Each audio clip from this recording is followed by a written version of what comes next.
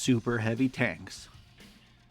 In a lot of fiction and in real life, this concept brings out the inner fire masculinity within us, spontaneously evoking Sabaton or Disturbed music.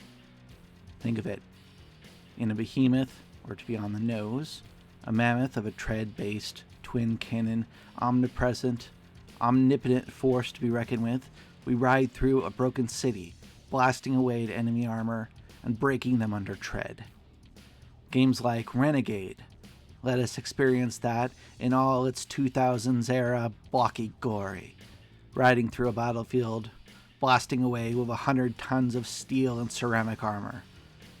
Worlds like 40K allow us to imagine what these vehicles might look like separated from the design ethos of today, back to a World War II or World War I design style that just looks so slick.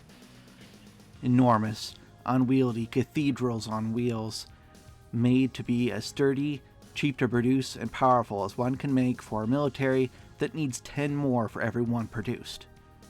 The Lehman Rust blasts away as the Baneblade, apparently in the long distant past of old night, a light tank, shakes the earth as it passes, blowing fortifications and armed vehicles apart as effortlessly as a man might squish a bug.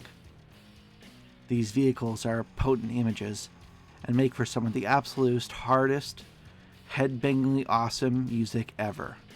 In the Tiberium branch of the Command & Conquer universe, the prime super heavy tank is, of course, the Mammoth, a mountain of metal and a dealer of death.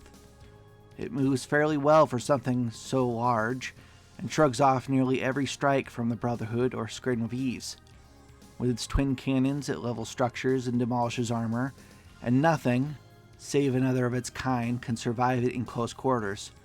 Literally dozens of Nod's 105mm rounds are needed to crack its hide, and even high-flying aircraft and helicopters aren't exempt from its wrath, as its Tusk missile launchers make short work of just about everything in the sky. The Mammoth is 100% the Baneblade of Command & Conquer universe, feared by cultists and Xenos equally.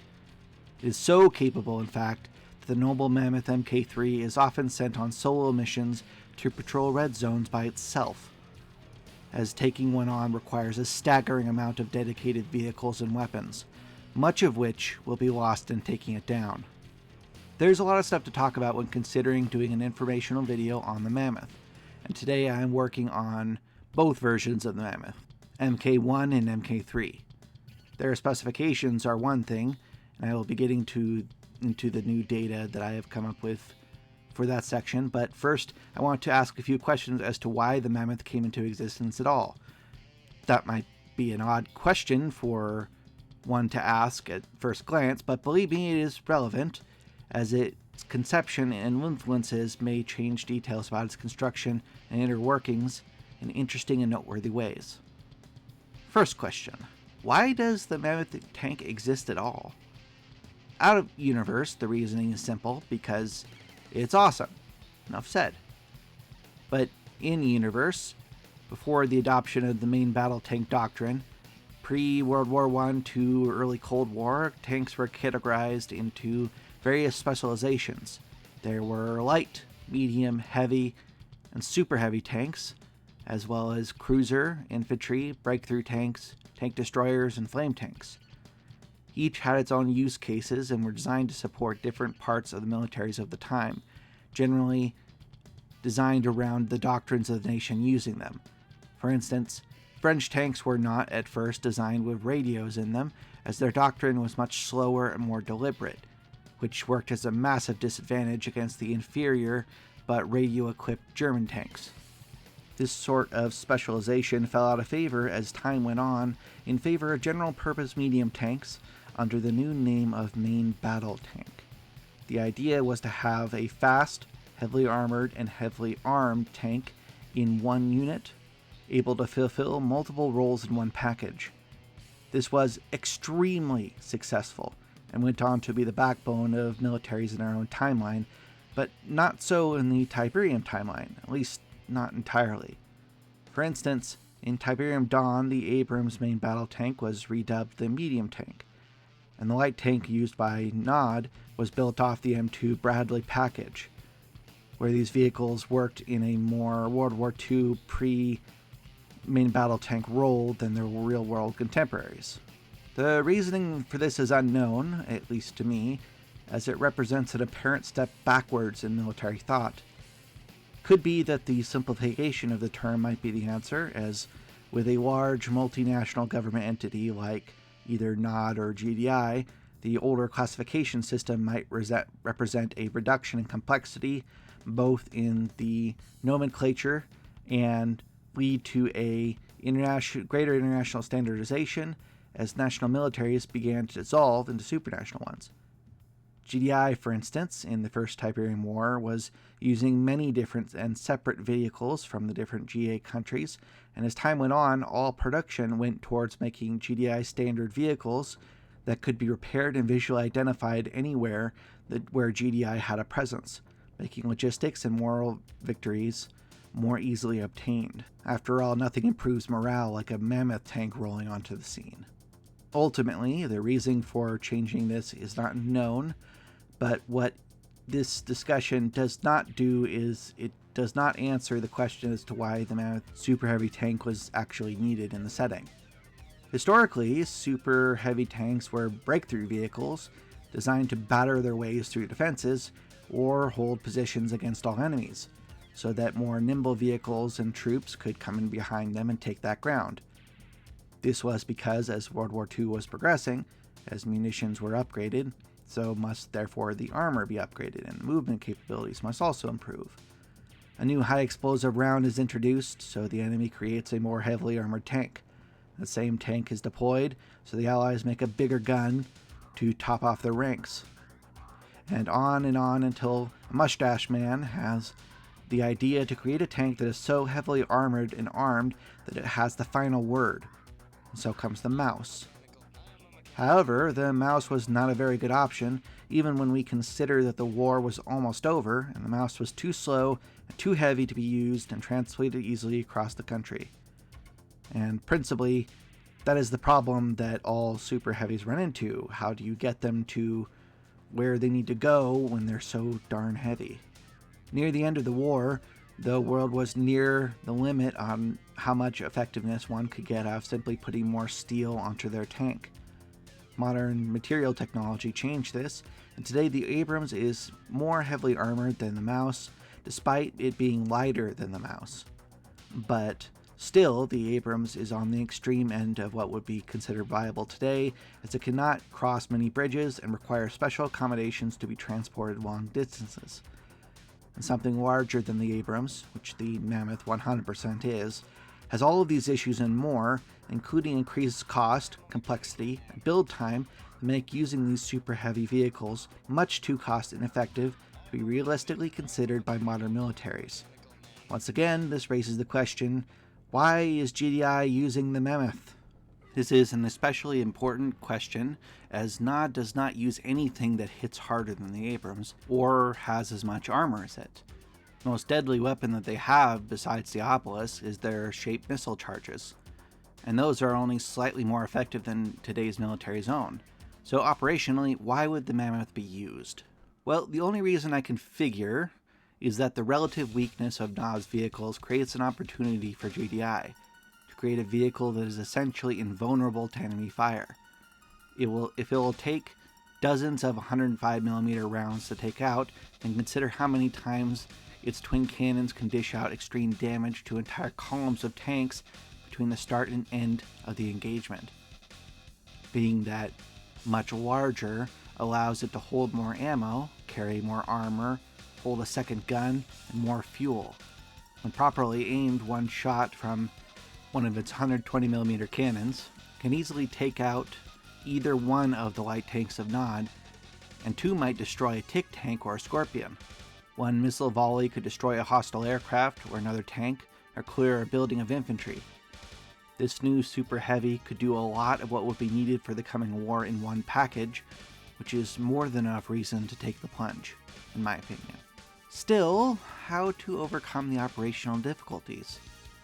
A large, tall vehicle like the Abrams itself has enough difficulties without being heavy enough to destroy asphalt or sink in mud, And what engines could possibly move something so large without being so hungry that their range would be very, very small?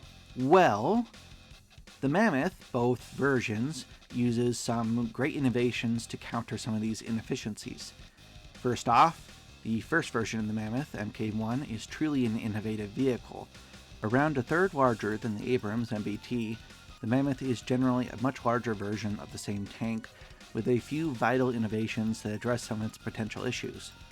The MK1 uses dual 120mm smoothbore cannons that are likely sourced from the same supplier that is used on the Abrams or medium tank, the Rheinmetall RH-120, a German design. It weighs over 100 tons and is actually quite spacious inside.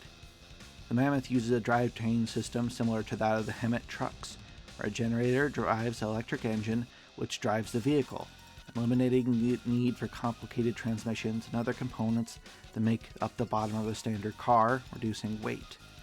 As for the MK1, the generator that drives it is a nuclear microreactor that generates somewhere between 1 to 5 megawatts with a lifetime of its fuel around 3 years. Interesting side tangent.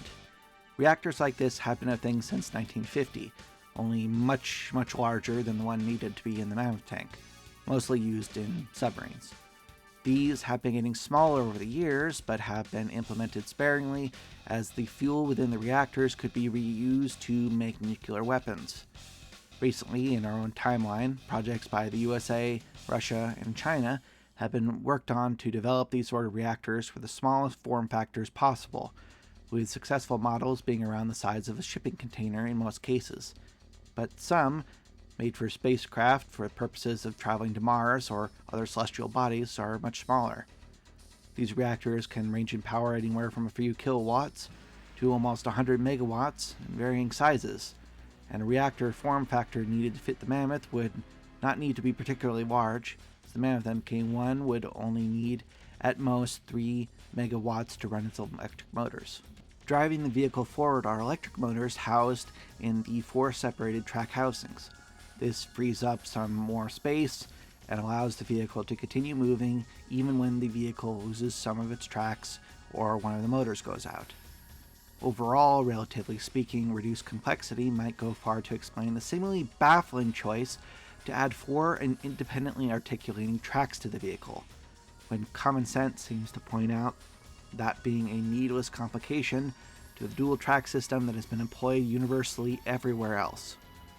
Common sense points to this being a bad idea, as more of the vehicle would need to be replaced, as well as there being a lot more to maintain when damaged or in heavy use. Additionally, ground pressure questions would need to be considered as well, as large heavy vehicles need as much surface area on the ground as possible to keep from sinking into loose terrain. The possible solution that makes this viable is the unique drivetrain system, which puts the motive parts of the vehicle in each tread base, giving it superior maneuverability across difficult terrain and the ability to keep a steadier shot, as well as reduce complexity by having each tread part slot in should field repairs need to be done. Each tread can continue moving if as many as 2 motors are knocked out, adding redundancy. In addition, it does not need complicated transmission systems, which further reduces weight requirements. Whether that solves the problem for real tankers is not for me to know, but please give me your opinion in the comments. While the Mammoth would not be able to cross bridges, it would be able to ford rivers or even lie in wait in bodies of water, heat control permitting, to ambush foes.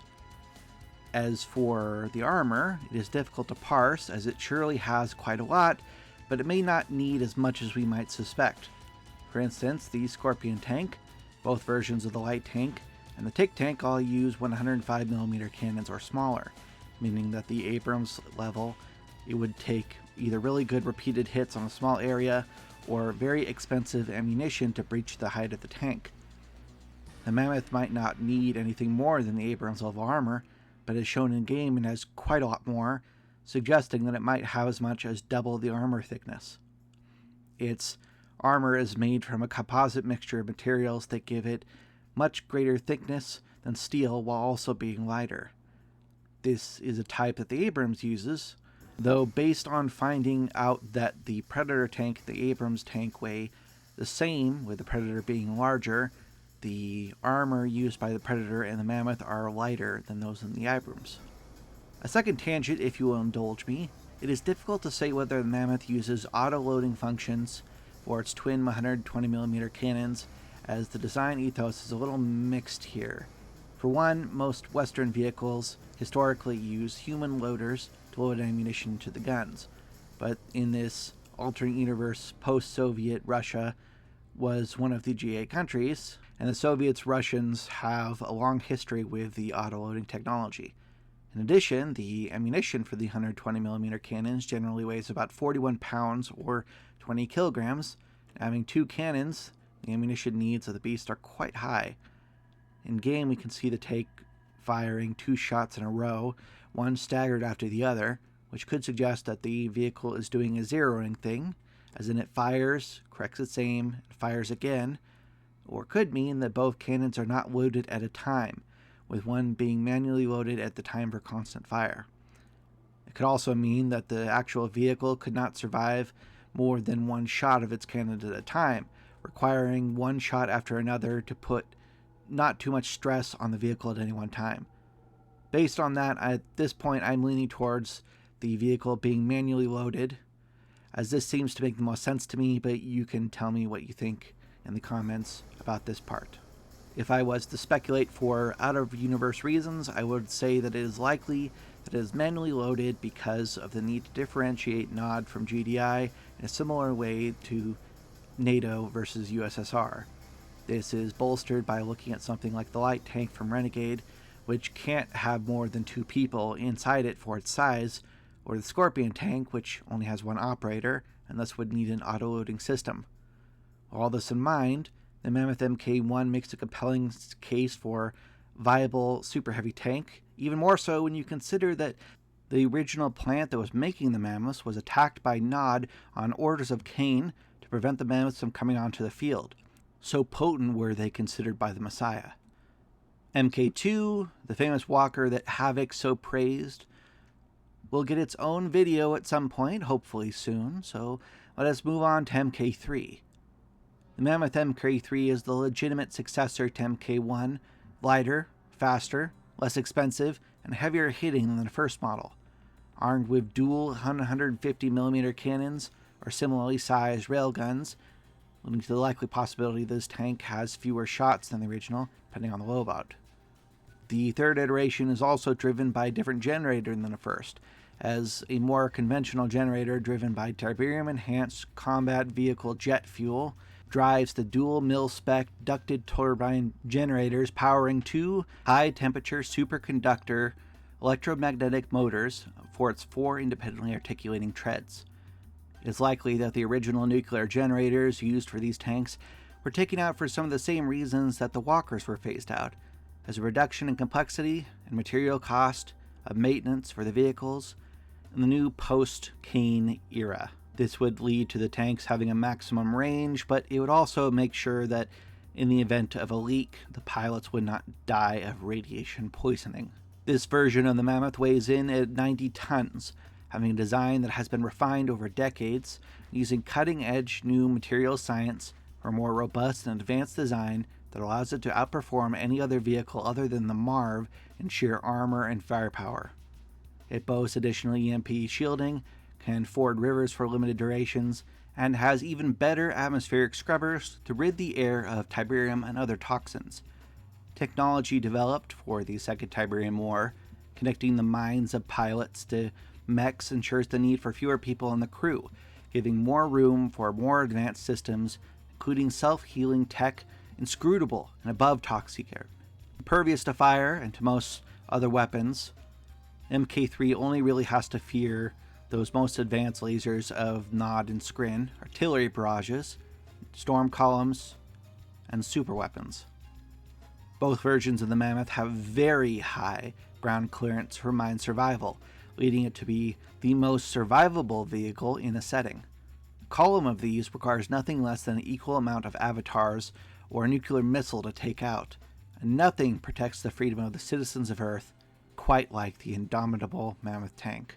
Final bit here at the end, there's one last question. can the tank crush other tanks?